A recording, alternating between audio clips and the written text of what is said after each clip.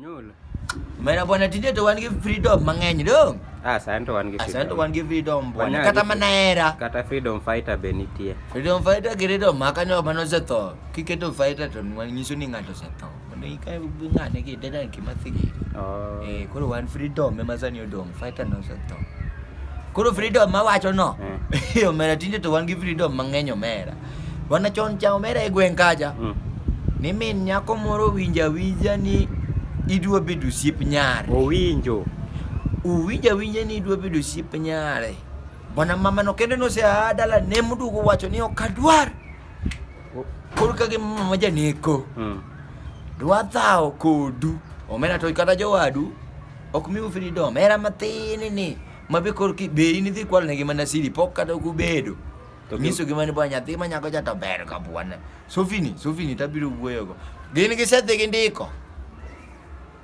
Sendike ma omera mano koro bao posta mane chon kaka ne bao posta ikitimo ne road show e gweng omera makonga magweng no te nyaka ka chief kaka sane jo angla bao posta ni nyaka ka chief mago no ndike konga te unyulo siep ngane unyulo siep grace omera aya we moro bene nie sikul kama kore ma wa freedom e sikul.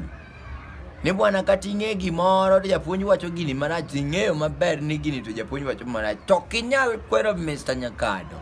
Okinyal. Nikech no kwere ga ten senior teacher. Iwinjo? Kikwero Mr. Rao dwa negi. Mr. Rao dwa negi. Apati kendi winjo ga fununu dho pok no nega. Iwinjo fununu ndalo moko no thalo ga nyathi moro ma dhogo wuok buoyo. Wadwa mana tho. Madam okombo ger ma. Tene ka ndike to ndike no gimojoka godo. Iwinjo? Orodha sikul ka kendo miya na kunyo siki to ka ndike otuch to wane mubiro omo pom dalawa okwayo pom dala mano kata in mano to nyalo bedo mako freedom machielo be mana sikul ka imayi gi nyithindo weteni bwana gimoro mani imbe ni kor ka isejaga idwa dongi jakla sangwen iseng'iyo gi nyako moro jakla sa auchiel kacha idwa ni mondo ibaga go koro chieng' ma une support en moting'o ni chupa ni mar nguru. Bwana jowadu ng'ane to be mana Bob osiepni. Boy we kata Bob to ber. Mama gidhi ga lemo pile gin gi duka to kata kolando to lando jamiga gik moko sikul ka.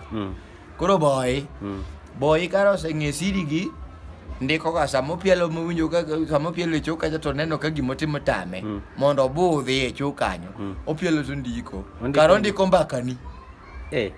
Unyulo nyocho sing'isa ni en osiep Grace be nyocho sewere go. Unyulo nyocho kwalo sede kiang'awa. Unyulo nyocho wacho. Ni kia ni Mr. Nani en osiep ng'ane. Itu wigi jo mako ka mano koringi ni jowadu. Asto ng'ato dhi donjo ni ir japuonj. Bwana ng'ato dhi donjo ni ir japuonj bwana to nikech ong'eyo adier ni to kiwach ga Kiswahili gi Kisungu Temo keti go. Otami to koro japuonj bende koro dwa no keti ni what is it? Iwinja ke anawa joka nega uda jaricho nega uda Omara moro no mora ngegi mono timore osiepna moro no we sikul ni ande ni olemo gi dholuo ong'ise ni olem ne en godhiambo to olemo gi dholuo to luonge ni mondo olem to bwana ong'e gi dhok madang wach gi Nyasaye maber mondo winje maber mondo mi gimo dwa wacho no jo okonye maber ok gimo walo die ngini walo to ng'enye Kisungu kae walo ng'enye ga sana koro dwa no ng'is Nyasaye gicha to kodhi ka to olemo gi dholuo to kotieko to kara jo sikul be nori te karamen kacha to ng'ega ni ng'ata mocho dholuo chieng' ma headmaster manie duty to mona fadhali wa sikul ma jogo mani we to mwamanya cha kare no sedhi ma en lemo mutieko cha kare no en ng'ato no ema somo en no sedhi kamane ko we sikul dong no we sikul kamane tindo ya mapeng